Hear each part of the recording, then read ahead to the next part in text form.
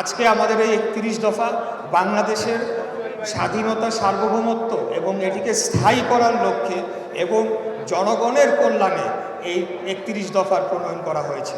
আপনারা জানেন যে সংবিধানকে সম্পূর্ণরূপে কাটাছেঁড়া করে খুনি হাসিনা তার প্রয়োজন মতো ইচ্ছা মাফিক সেটিকে রদবদল করেছে এবং সেখানে অযৌক্তিক বিষয় ঢুকিয়ে সেটিকে আওয়ামী লীগের একটি দলীয় সংবিধানে পরিণত করা হয়েছে।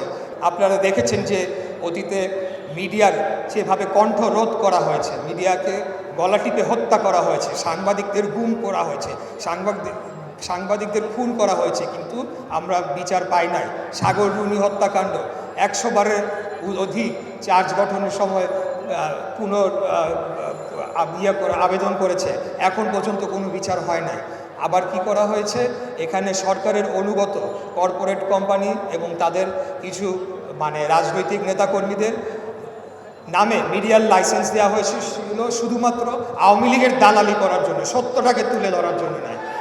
আগামী দিনে এই মিডিয়া কমিশনের মাধ্যমে আমরা ইতিপূর্বে বলেছি যে রাষ্ট্রের 3টি স্তম্ভ থাকে, আরেকটি স্তম্ভ যেটিকে বলা হয় চতুর্থ স্তম্ভ, সেটি হলো মিডিয়া।